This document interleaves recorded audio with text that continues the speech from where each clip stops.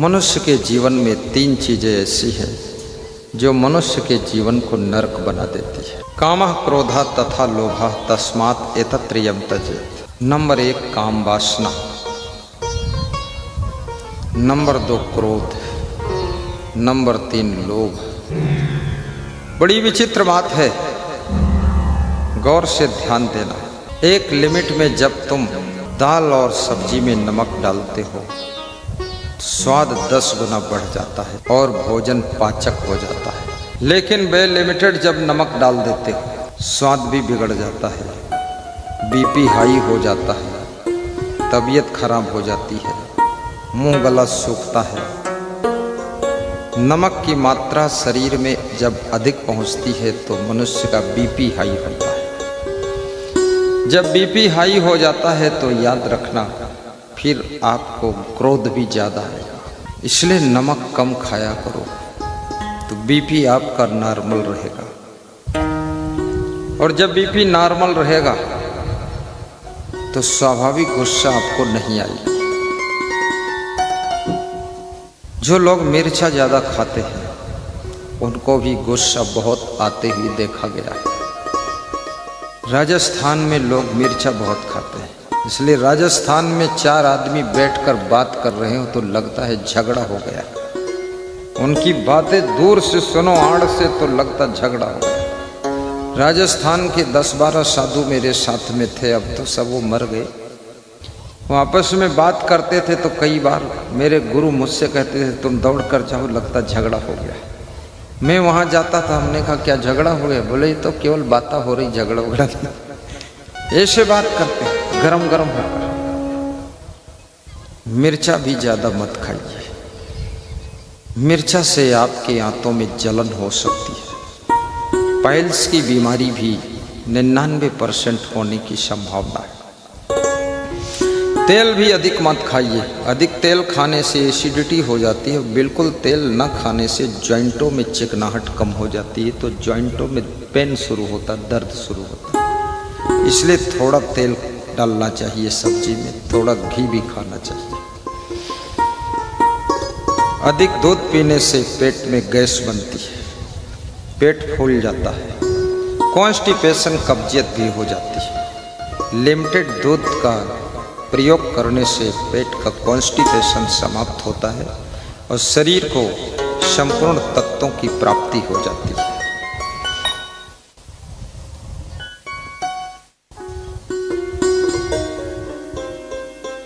कृष्ण भगवान कहते हैं क्रोध को काबू कीजिए। जब शिशुपाल ने कृष्ण भगवान को गाली दिया, कृष्ण भगवान ने अपनी बुआ जी से कहा था इसकी 99 गलतियों को क्षमा करूं। ये मेरा फुफेरा भाई है, 99 गलती क्षमा करो। तुम तो 9 गलती भी नहीं क्षमा कर पाते हो। भगवान कितने महान हैं, 99 गलती क्षमा करते हैं। और भगवान का अपमान कर रहा है शिशुपाल, बुआ जी का लड़का है। भगवान अपने अपमान के घूंट हंस हंस कर पी रहे हैं। जब 100 गाली देता है, 100 बार अपमान करता है, तो भगवान शिशुपाल का वध कर देते हैं। गलतियों की भी सीमा होती है। जब गलतियां तुम तादाद से ज़्यादा करते हो तो तुम्हारे परिजन लोग भी वध कर देते हैं। इसलिए गलतियां सुधारिए भी और गलतियां करना बंद भी करिए। धीरे धीरे गलतियों की आदत बन जाती है। उन्हीं गलतियों को तुम दोहराते रहते हो और उन्हीं गलतियों के लिए रोज रोज तुम्हारे कुटुंबी जन तुमको समझाते रहते हैं, लेकिन तुम बार बार उन्हीं गलतियों को रिपीट करते रहते हो। आप देखते होंगे, आप अपने बेटे को, बेटी को, बहू को, सबको 2-4 बातें ही रोज समझाते हैं। वही बात आज समझाया, वही परसों समझाएंगे, वही फिर समझाएंगे। नया क्लास कोई ले ही नहीं सकते, ना नया कोई सब्जेक्ट है, वही पुराना सब्जेक्ट है। और कितना ही समझाते हो, धेला भर समझ में आता नहीं है। आखिर कितने लोगों ने तो समझाना बंद कर दिया है कि अब नहीं समझाएंगे, हो गया, जाने तो कोई बात नहीं। समझाने की भी एक सीमा होती है, और समझाने जो समझ जाता है उसकी दुर्गति होने से बच जाती है। जब मंदोदरी ने रावण को समझाया था कि हे नाथ, सीता को हर करके लाए हो, वापस लौटा दीजिए, नहीं तो स्वामी आपकी लंका का नक्शा बदल जाएगा। जब आपका कोई खास व्यक्ति आपको रोकने लग जाए तो रुक जाना, अन्यथा ज्यादा खतरा हो सकता है। जब आपकी पत्नी ब्रेक लगाने लग जाए तो अब सावधान हो जाइए, क्योंकि पत्नी से अधिक प्रिय तुम्हारा दूसरा कोई नहीं है। जब तुम्हारी माँ तुमको डांटने लग जाए, रोकने लग जाए, टोकने लग जाए, पिताजी तुमको घुड़कने लग जाए, तो वहाँ पर तुम कंट्रोल हो जाइए, अन्यथा विनाश का वक्त निकट आ रहा है। क्योंकि डांटते वही लोग हैं जो तुम्हारी चिंता करते हैं, समझाते वही लोग हैं जो तुम्हारी फिक्र करते हैं, और याद रखना, रोकते और टोकते वही लोग हैं जो तुमसे बहुत प्रेम करते हैं। जिनको तुमसे प्रेम नहीं है, जिनको तुम्हारी कोई चिंता नहीं है, जिनको तुम्हारी कोई फिक्र नहीं है, वह तुमको कभी समझाते भी नहीं है, रोकते भी नहीं है, टोकते भी नहीं है, ब्रेक भी नहीं लगाते हैं, डांटते भी नहीं है। वह तो मन ही मन मुस्कराते हैं, अच्छा है, और गड़बड़ करे तो बर्बाद हो जाए तो ठीक है। इसलिए डांटने वाला तुम्हारा हित चिंतक होता है, रोकने वाला तुम्हारा हितैषी होता है, टोकने वाला तुम्हारा कल्याण इच्छुक होता है, और याद रखना, तुमको समझाने वाला ही तुम्हारा गुरु समान माता पिता होता है। इसलिए उनकी बात को मानना चाहिए।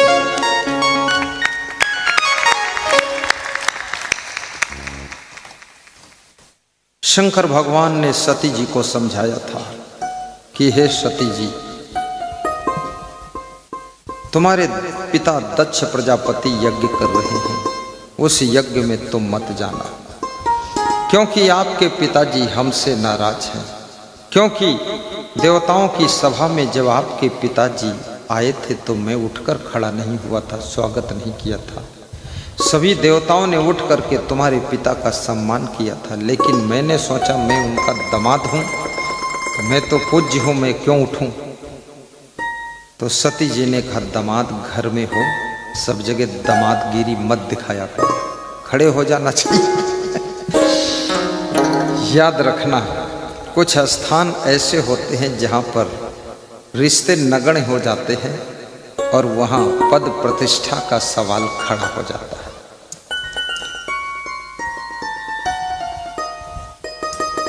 सती जी नहीं मानी। दक्ष प्रजापति उनके पिताजी थे, उनके द्वारा किए जा रहे यज्ञ में सती जी चली जाती। वहां जाकर देखा सभी देवताओं के लिए पूजा का भाग लगा हुआ है, सभी देवताओं के बैठने का स्थान बना हुआ है, लेकिन शिव जी का कहीं स्थान नहीं।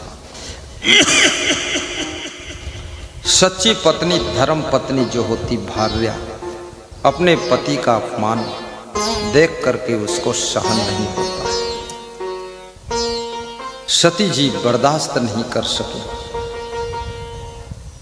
यज्ञ कुंड में कूद करके जलकर मर जाती है। सती जी की मृत्यु का समाचार जब शंकर भगवान को प्राप्त हुआ तो शंकर भगवान भी बहुत दुखी हुए,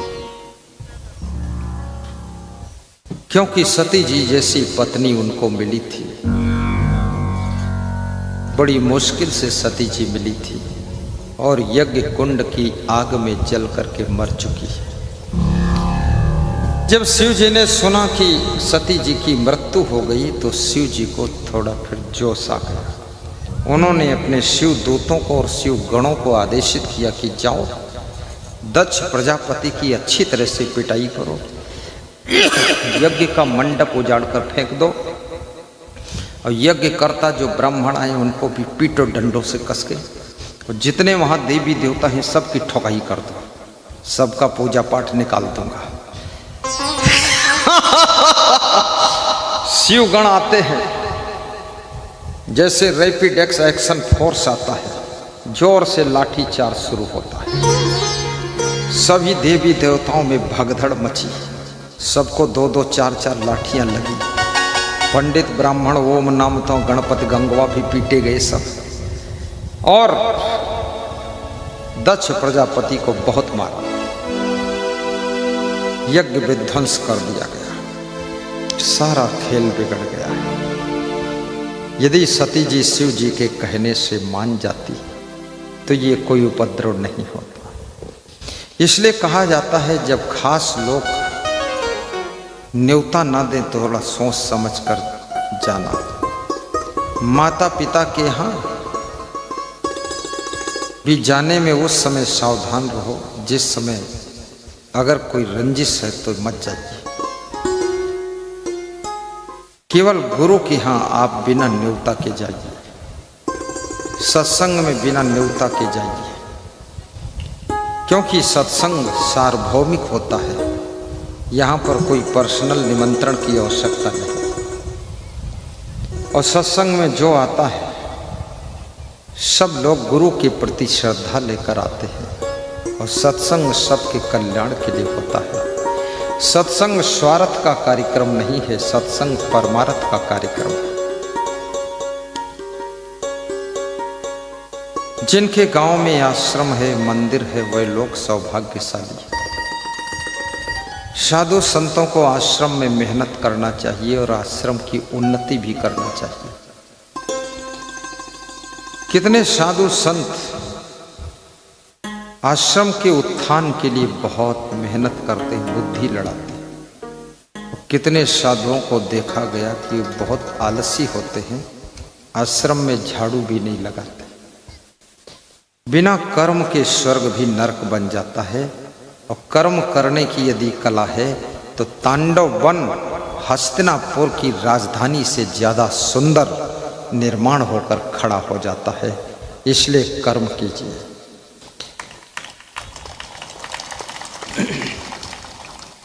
पांडवों को तांडव वन बंटवारा में मिला था, उबड़ खाबड़ जमीन, ऊसर बंजर जमीन। पांडवों ने मेहनत करके कुछ ही दिनों में हस्तिनापुर से सुंदर नगर बसा दिया, और जब उद्घाटन किया निमंत्रण में दुर्योधन को भी बुलाया। दुर्योधन तांडव वन के सौंदर्य को देख करके जल भुन कर राख हो गया। भगवान कृष्ण ने कहा दुर्योधन को न्योता जरूर दीजिए। याद रखना, कृष्ण सोचते थे हो सकता है सादर आमंत्रण देने से दुर्योधन के अंदर का क्रोध शांत हो जाए, कौरव पांडवों का युद्ध थम जाए, इसलिए बुलाया था। लेकिन याद रखना, जब घर में बहुत लोग अज्ञानी होते हैं, ना समझ होते हैं, तो एक आदमी युद्ध को रोक नहीं सकता है। द्रौपदी छत पर बैठी हुई थी, दुर्योधन को हंस देती है और कहती है अंधे के अंधे ही पैदा होते हैं। ये शब्द दुर्योधन को चोट कर जाते हैं। दुर्योधन ठान लेता है द्रौपदी, तुझने आज मेरा अपमान किया है, मेरे पिताजी का नाम लेकर कि अंधे के अंधे ही होते हैं। क्योंकि तांडव वन में जो नगर बसाया गया था, पांडवों ने ऐसी फर्श लगाई थी कि जल की जगह थल और थल की जगह जल दिखता था। ऐसी फर्श पर दुर्योधन ने जहां देखा जल है वहां लांग चढ़ा लिया, धोती ऊपर समेट ली, लेकिन वहां थल था, दिखता जल था थल।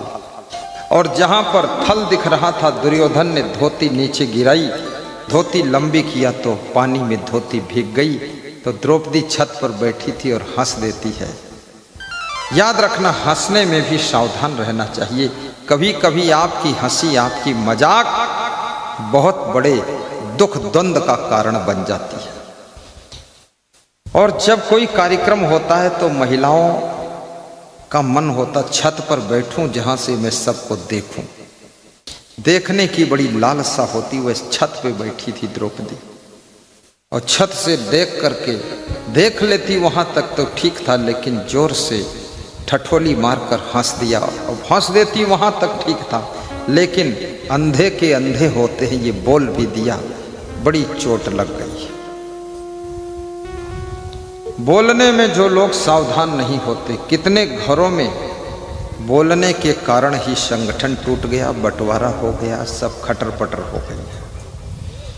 महिलाओं को भी अपनी जबान पर कमान रखना चाहिए और पुरुषों को भी अपना मुंह सोच समझ कर खोलना चाहिए, क्योंकि घर का मामला है। घर में ज़्यादा बोलने से बेहतर है शांत रहना, और शांत रहने से बेहतर है दूसरों को धन्यवाद देते रहना, और धन्यवाद देने से बेहतर है कि लोगों को गुणगान कीजिए और मुस्करा दीजिए कि सब लोग बहुत अच्छे हैं। बस इसी से परिवार संगठित रह सकता है। ज़्यादा इधर उधर करोगे तो परिवार टूट जाएगा। संगठन की शक्ति को भी समझिए। सास बहू अगर जुड़कर रहती है, बहू अगर अपने मायके में 10 दिन के लिए चली जाए तो भी घर में कुछ भी डिस्टर्ब नहीं होता है। सासू 10 दिन के लिए तीर्थ स्नान करने चली जाए तो भी घर बिगड़ता नहीं। तो भाई साथ साथ में जुड़कर रहते हैं। एक भाई अगर गुरु जी के आश्रम लखीमपुर खीरी दर्शन के लिए चला गया तो भी घर का काम रुकता नहीं, और एक कढ़ाई में सबका भोजन बन जाता है। जब बंटवारा होता है तो 2 कढ़ाई हो जाती है, 2 चारा मशीन हो जाती है, 2 चिमटा, 2 तावा, 2 बटुली, 2 भगौना, 2 चाय की केतली, डबल गिलास, डबल थाली, कटोरी, चम्मच, सब डबल डबल डबल चूल्हा और डबल सब बनाना पड़ता है। जो पैसे से 5 बीघा जमीन खरीद सकते थे, उसी पैसे से कढ़ाई और कटोरी खरीद कर लाए हैं और बैठे हैं, मुस्करा रहे, कहें बंटवारा हो गया, अब ठीक है, बंटवारा में तुम चटनी हो गई हो। बहुत जल्दी बंटवारा करने के लिए उत्सुक मत होइए। हमारे साथ में लगभग सैकड़ों संत है जुड़ा हुआ, ऐसे हजारों संत हमारे साथ जुड़े हैं, लेकिन लगभग 70 से 100 तक संत तो हमारे द्वारा पूरे डायरेक्शन में चलते हैं। मैं एक बार निकलता हूँ अक्टूबर से, उसके बाद लौटकर जून में जाता हूँ आश्रम, लेकिन हमारे सभी आश्रम विकास की ओर बढ़ रहे हैं। लखीमपुर आश्रम भी विकास हो रहा, निर्माण चल रहा है। छत्तीसगढ़ आश्रम में भी निर्माण चल रहा, विकास हो रहा है। मैं वहाँ की दीवार जब जाता हूँ तभी देख लेता हूँ, कह देता हूँ वाह बहुत अच्छा है, एकदम धन्यवाद, और फिर चुपचाप अपने कमरे में सो जाता हूँ। याद रखना, दूसरों को मूर्ख मत समझिए, दूसरों को भी जिम्मेदारी और अधिकार दीजिए। दूसरे लोग जब अपनी बुद्धि का प्रयोग करेंगे तो तुमको आराम भी मिलेगी और साथ साथ में विकास 1000 गुना ज़्यादा होना शुरू हो जाएगा। इसलिए दूसरों को भी काम करने का मौका दीजिए, अपनी बहुओं को भी काम करने का मौका दो। एक साल तक बहू को बहू बनाकर रखो और दूसरे साल बहू को रानी बना दो, तीसरे साल महारानी, चौथे साल पट रानी और 5वें साल झटपट रानी। झटपट दौड़ के काम कर, अगर नहीं बनाया झटपट रानी तो बन जाएगी खटपट रानी, तो खटपट शुरू कर देगी, और जहाँ बनी खटपट रानी तो फिर हो जाएगी चौपट रानी। इसलिए अधिकार का वजन ला दिए, सबके ऊपर जिम्मेदारियों का वजन होना चाहिए, क्योंकि भोजन सब खाते हैं, कपड़े सब पहनते हैं, रजाई सब ओढ़ते हैं, मच्छरदानी सब लोग लगाते, पंखा कूलर सब लोग चलाते हैं, शौचालय सब लोग जाते हैं, खोप टोटी का पानी खोलते हैं। लेकिन मोटर बिगड़ गया तो केवल बाप चिंता करे और बाकी ये शुतुरमुर्ग लोग क्या करेंगे? इनको मोटर की चिंता करवाइए। सबके ऊपर जिम्मेदारियां लाद दीजिए। आप इतना वजन लाद कर क्यों चल रहे हैं? हाँ, तुम्हारे जैसा वो लोग नहीं कर पाएंगे, लेकिन फिर भी करेंगे कुछ न कुछ।